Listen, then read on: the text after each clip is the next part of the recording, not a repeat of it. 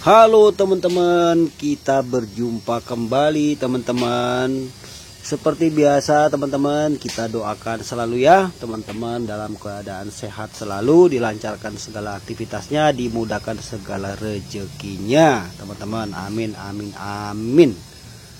Teman-teman, video kali ini mau menyambung video saya sebelumnya teman-teman ya. Jadi video sebelumnya saya sudah memberikan informasi kepada teman-teman berapa estimasi biaya yang kita perlukan ya, atau yang harus kita sediakan untuk perbaikan mobil Suzuki Karimun kotak, sama dengan Jimny ya, Katana, sama juga dengan Carry 10 ya teman-teman ya, karena mobil ini kan 1000 cc ya.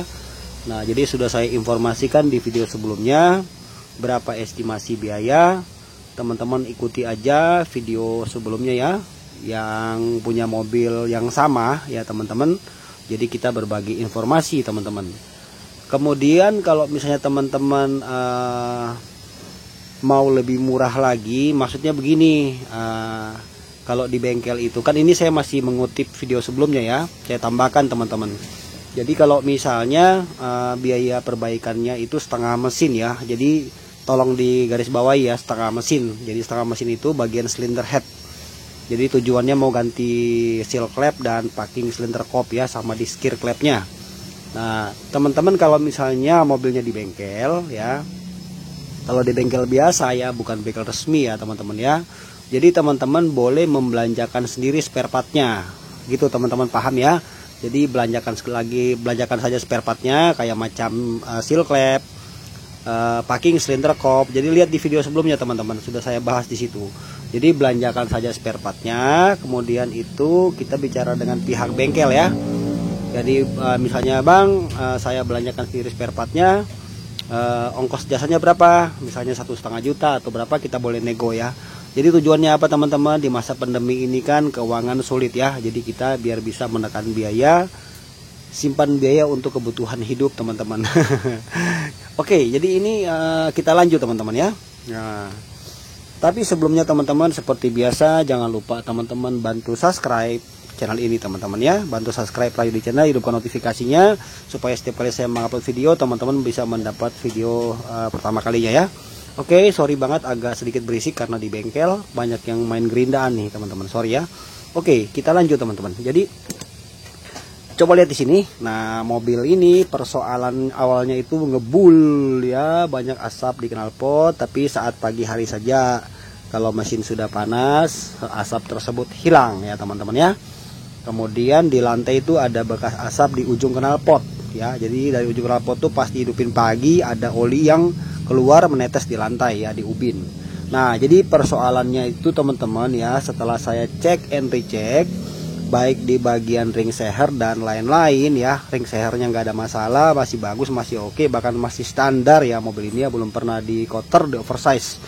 Nah, ini persoalannya di sini teman-teman. Ini sudah saya buka klepnya, udah saya copot. Nah, sekarang coba teman-teman lihat di sini ya teman-teman ya.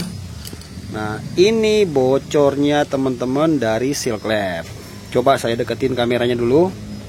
Nah, lihat ya, setiap lubang ini kan ada bos klep nih, klepnya masuk sini kan, tuk buka tutup gitu ya. Ini udah oli di sini, ini oli ya, oli ya, oli ini udah oli semua ini ya. Nah, jadi 1 2 3 4 silinder ini udah banyak oli.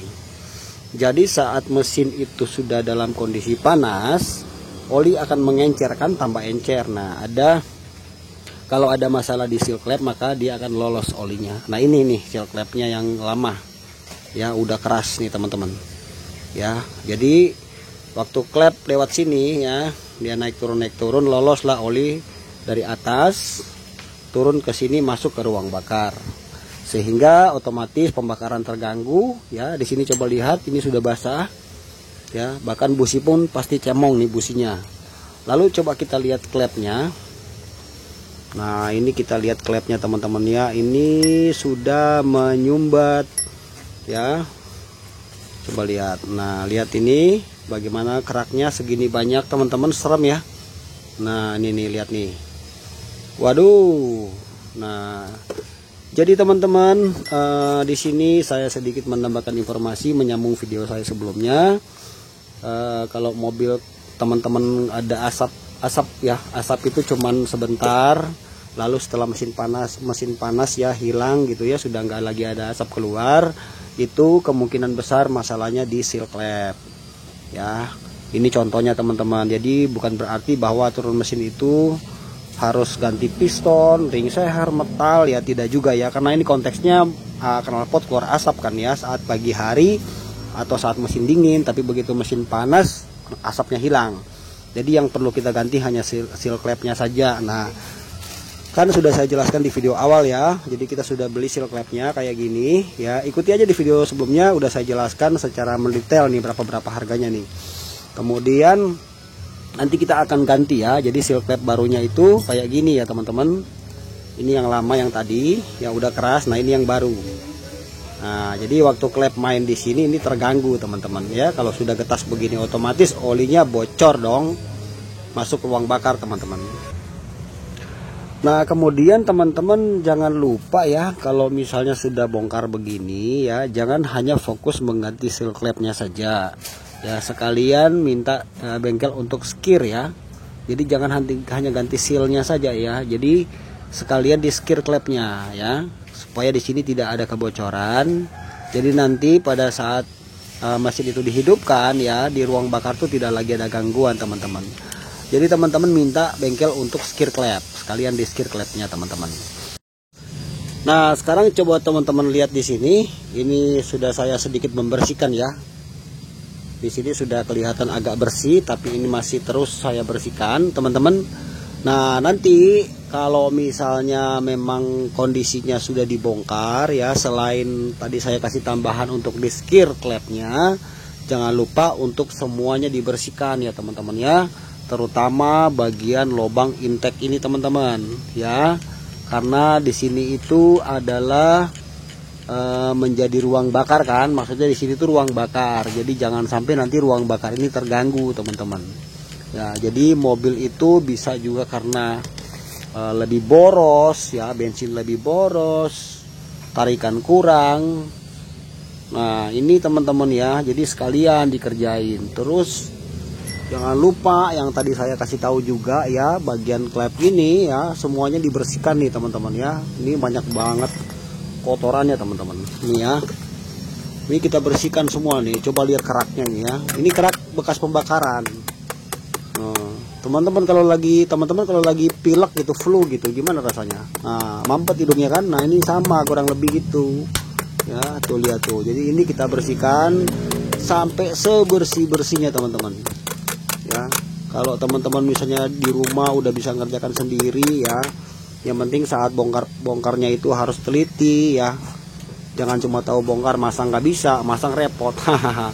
Jadi pelan-pelan aja dikerjakan teman-teman sampai nanti semua bagian ini bersih ya.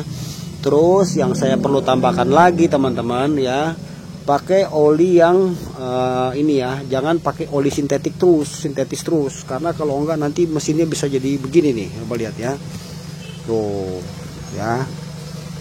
Jadinya apa ya, maksudnya pakai oli sintetis boleh-boleh saja, tapi jangan terus-terusan ya. Sesekali kita boleh menggunakan kayak macam mastran gitu ya, jadi tidak ada sintetiknya atau sintetiknya sedikit saja ya. Jadi di selang-seling maksudnya begitu ya teman-teman ya.